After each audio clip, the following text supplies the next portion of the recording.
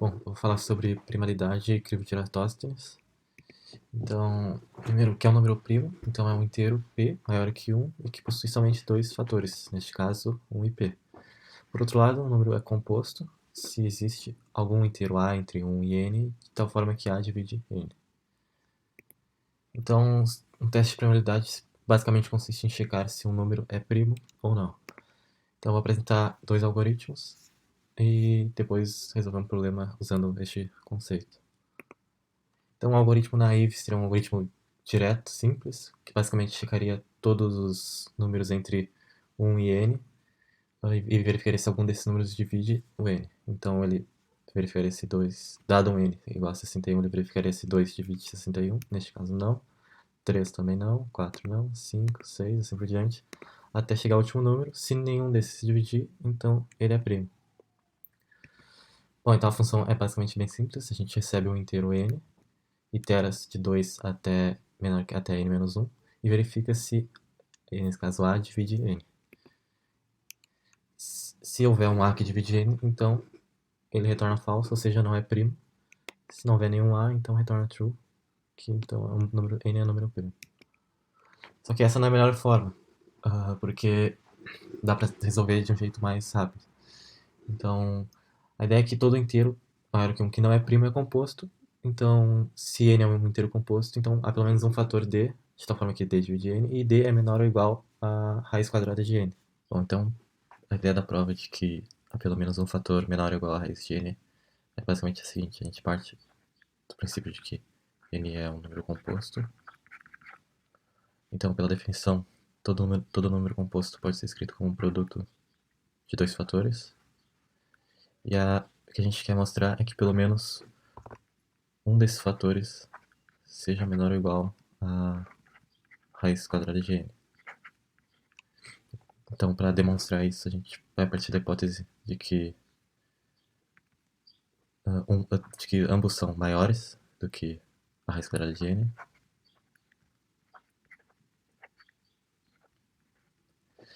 E aqui, então, se a gente multiplicar a por b, a gente vai ter que a vezes b é maior do que raiz quadrada de n vezes raiz quadrada de n.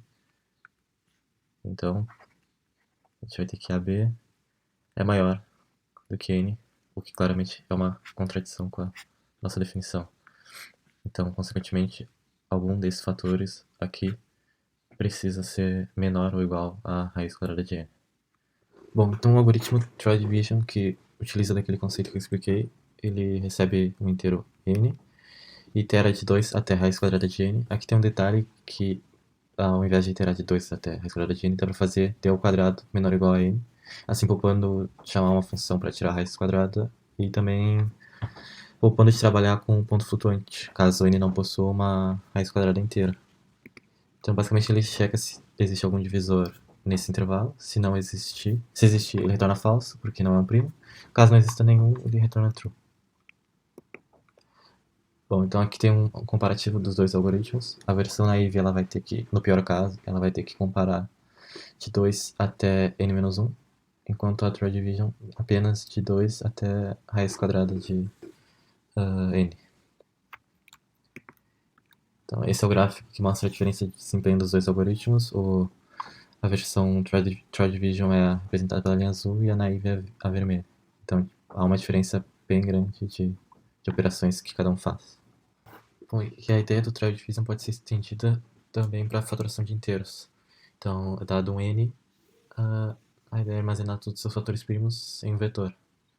Bom, a ideia do algoritmo é a seguinte: a gente recebe um n, aqui eu deixei fatorado para visualizar melhor, inicializa um vetor f vazio e itera de 2 até a raiz quadrada de n para achar todos os seus fatores. E para cada fator achado, a gente retira esse fator de n fazendo a divisão de n por esse fator. Então a gente inicializa e começa iterando com igual a 2 e verifica se n é divisível por 2.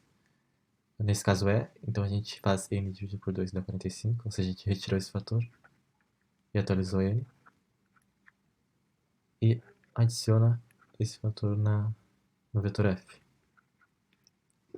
Verifica de novo se n é divisível por 2, nesse caso não é, então prossegue com a iteração. Verifica se n é divisível por 3. Nesse caso é. Então a gente retira esse outro fator de n, fazendo 45 dividido por 3, que dá 15. Adiciona na lista de fatores. E verifica de novo se n é divisível por 3. Nesse caso também é, então retira esse outro fator dele, fazendo 15 dividido por 3, que dá 5. E adiciona no vetor f. Verifica de novo se ainda n é divisível por 3. Nesse caso não é, então prossegue com a iteração. Só que nesse caso, 4 é maior do que a raiz quadrada de 5. Ou seja, não tem nenhum número entre 4 até 5 que divide 5. Ou seja, esse n restante só pode ser primo. Então, ao final desse laço aqui, se n for maior do que 1, então adiciona n ao esse vetor de fatores primos. Assim a gente tem todos os fatores do n inicial. Então aqui a gente tem um problema que é dado o número inteiro n, pede para achar três inteiros distintos a, b e c, todos maiores ou igual a 2, de tal forma que a vezes b vezes c seja igual a n. Caso isso não seja possível de encontrar esses três números, então imprimir o novo. Caso seja possível, imprimir sim, yes, e os três fatores. Então, primeiro de tudo é que, caso n seja um número primo, obviamente não vai existir esses três fatores aqui. Então, n precisa ser composto. Além disso, n precisa ter pelo menos dois fatores menores ou igual à raiz quadrada de n. Porque, caso contrário, caso haja dois fatores maiores do que raiz quadrada de n, a multiplicação desses dois valores resultaria num número maior do que n, o que não faz sentido. Então, ao achar esses dois fatores, a gente pode simplesmente adicionar o que restou do n ao vetor resposta, caso, obviamente, não seja um valor repetido. Então, eu vou dar um exemplo aqui para ficar mais claro. Com 64. Então, a gente começa iterando com i igual a 2. Verifica se 64 é divisível por 2. Nesse caso é. Então, 2 é um fator de n. Então, adiciona no vetor resposta 2 e divide 64 por 2. Como eu não quero números repetidos, eu prossigo com a iteração. Então, vou para igual a 3. 32 não é divisível por 3, então eu continuo. Então, faço igual a 4. 32 é divisível por 4. Então, 4 é um fator de n. Então, adiciono o 4 ao vetor de resposta. E como eu divido 32 por 4, que dá 8. E como eu encontrei dois fatores já de n, eu posso simplesmente adicionar esse restante que sobrou, caso não seja repetido. Então, eu adiciono o 8 ao vetor de resposta. Então, outra coisa é que eu só posso adicionar esse número se ele não se repetir com o último que foi adicionado. Então, por exemplo, o 32.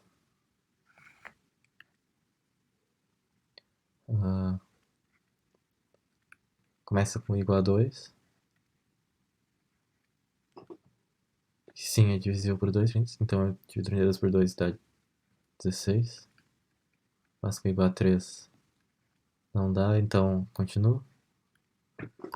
Com igual a 4. É divisível, então adiciono no vetor resposta. Só que ao dividir, eu já tenho os dois fatores. Então eu não consigo adicionar o que restou porque ele é o mesmo que eu acabei de adicionar. E como eu preciso de números distintos, eu não consigo achar esses três números A, B e C. Então nesse caso, eu retorno no. Então basta sempre achar dois fatores menores do que a raiz quadrada de n. E daí eu vou atualizando n. E depois, quando achar esses dois fatores, eu simplesmente adiciono o que restou, caso não seja igual ao último que eu adicionei. Então segue aquela mesma ideia do. É bem parecido com o algoritmo da fatoração de inteiros, o Trove Division.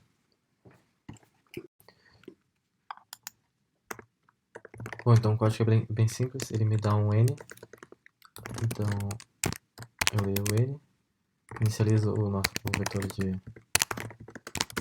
respostas e itero, usando a mesma ideia do algoritmo de faturação de inteiros, itero até a raiz quadrada de N.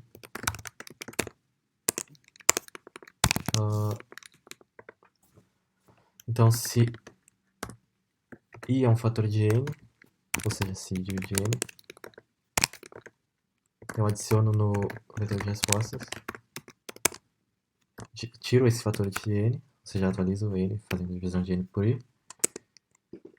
E a ideia é que quando o tamanho do vetor for igual a 2, ou seja, eu tiver dois fatores, e N for maior do que 1, que N não pode ser, N precisa ser maior ou igual a 2, conforme enunciado do problema, e N for diferente do I que eu adicionei, por último, então eu simplesmente adiciono esse N, que é um fator, e paro a execução do laço. E por último eu só preciso checar se o tamanho do vetor é igual a 3.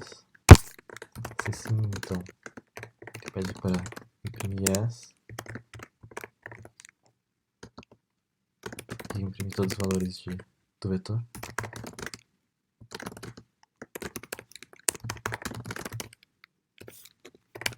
Caso contrário, é só imprimir.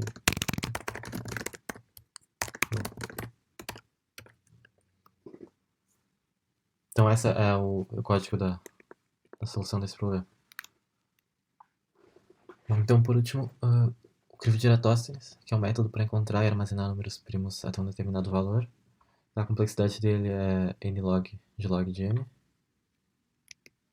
Então, a ideia é que a gente tem um vetor de 2 até n, nesse caso n igual a 16, e a gente quer encontrar todos os números primos dentro desse intervalo. Então, a ideia é que a gente pode assumir que todos os números nesse vetor começam sendo primos. Então, a gente itera, começa a iteração do 2. Então, 2 é primo. A gente vai assinalar os seus múltiplos como não sendo primos. Então, o 4, 6, 2 vezes 3, 2 vezes 4, 8, 2 vezes 5, 10. Todos os seus múltiplos vão ser assinalados como não primos.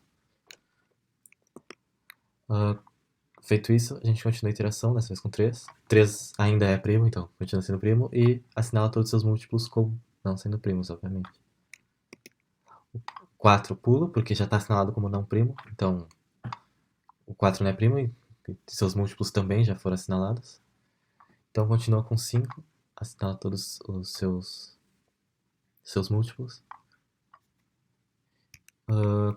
Continua com 7, 11, 13. Então, todos esses que ficaram destacados, eles não sofreram alteração, ou seja, eles continuaram sendo primos. E todos esses que foram assinalados aqui são múltiplos de um primo, ou seja, são números compostos. Então, essa é a ideia do algoritmo.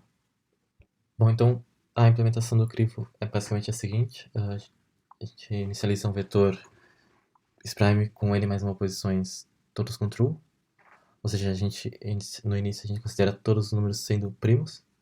Seta 0 e 1 como falso.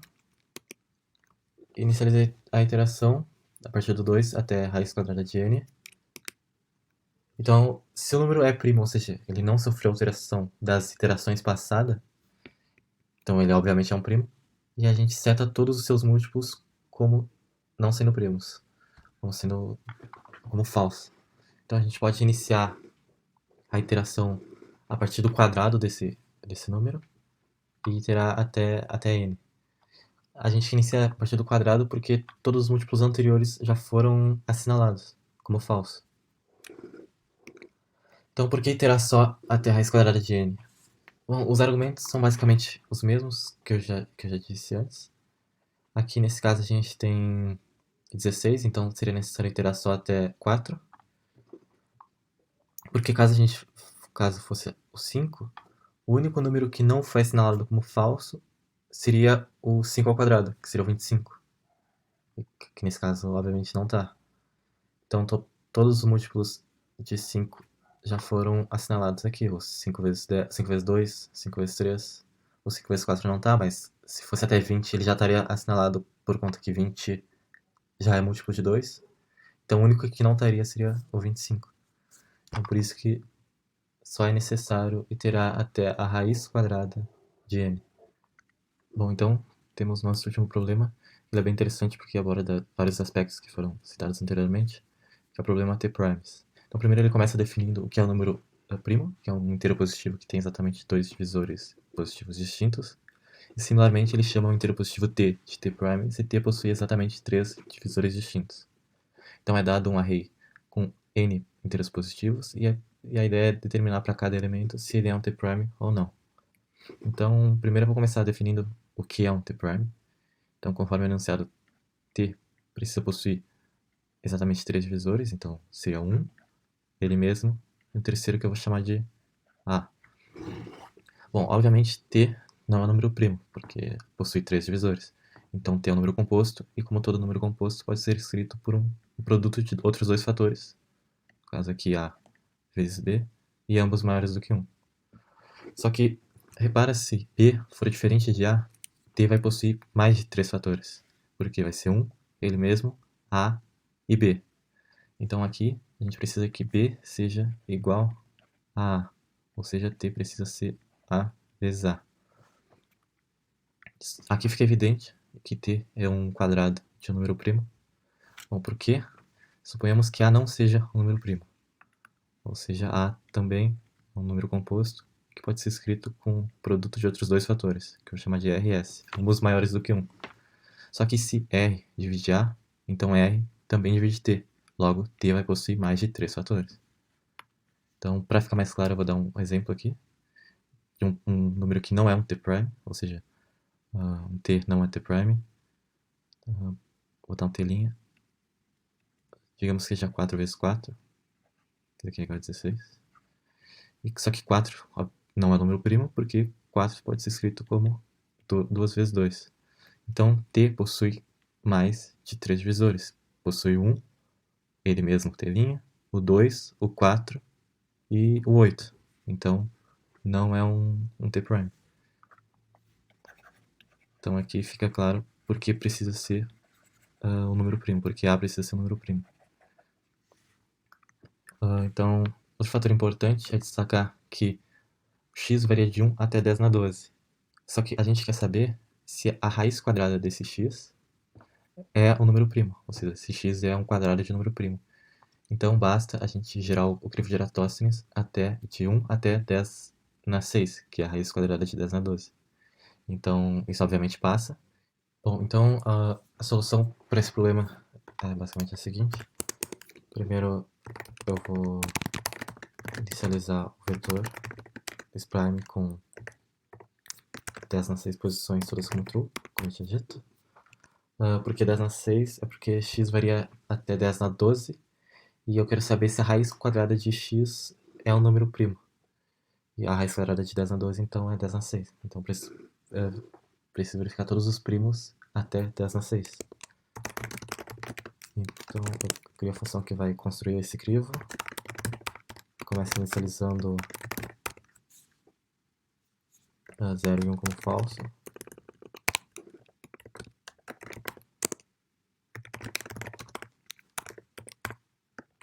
Itero até a raiz quadrada de 10 na 6. E se for um primo, eu seto todos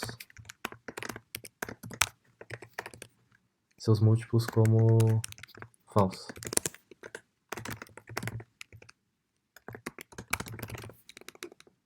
Então eu posso chamar essa função no início.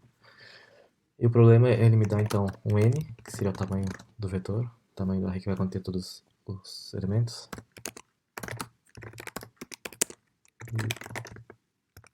E populo esse array. Então, aqui é importante que o array seja em long, porque x varia até 10 na 12. Então, eu separei aqui a entrada da solução, só para ficar mais claro. Então, que daria para fazer tudo junto, obviamente. Então, primeiro eu começo tirando a raiz do elemento em questão. Verifico se a raiz é uma raiz inteira, então eu posso fazer dessa forma aqui. E verifico também se essa raiz é número primo. Então se é um número t primo, né? Se é um número primo, consequentemente, então vai ser um número, a rede vai ser um número t primo. Caso contrário, caso não possua essa raiz, então ele não é um t primo. Então essa é a solução para esse problema. Bom, então essa foi a aula de primalidade e crivo de Eratóstenes.